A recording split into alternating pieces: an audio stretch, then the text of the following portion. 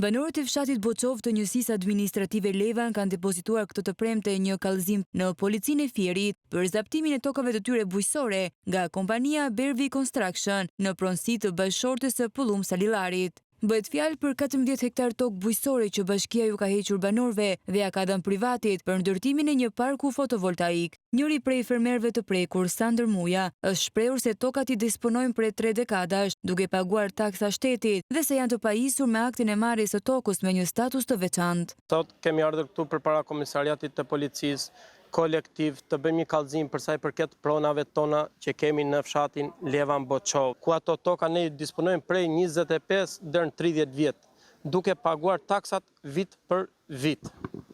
Dhe neve sot shohim që një kompani vjen dhe na dhunon pronat tona që ne kemi me aktin e marrjes tokës në pronësi. Kemi një status të veçantë për ato prona që jemi pajisur nga ky shtet. Ai shtoi se fermerët nuk do të lejojnë grabitjen e pronave të tyre, ndërsa bëri thirrje instancave shtetërore për të ndërhyrë.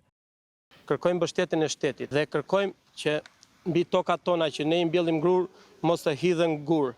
Edhe me Perëndin nëse kanë lidhje te tokat tona nuk kanë asnjë të drejtë të hyjnë dhe të na i dhunojnë. Banorët theksojnë se kjo tokë është burimi vetëm i jetesës së tyre dhe janë të vendosur të mos tërhiqen deri në zgjidhjen e situatës. Fillimisht lajmi u denoncua nga emisioni Piranjat në Syri Televizion, ku theksoi se qeveria e ka dhënë leje ndërtimi për park fotovoltaik me vlerë 80 milion euro një punojësi të kompanisë Salillari, ndërsa janë parë në terren edhe mjete me logon Salillari.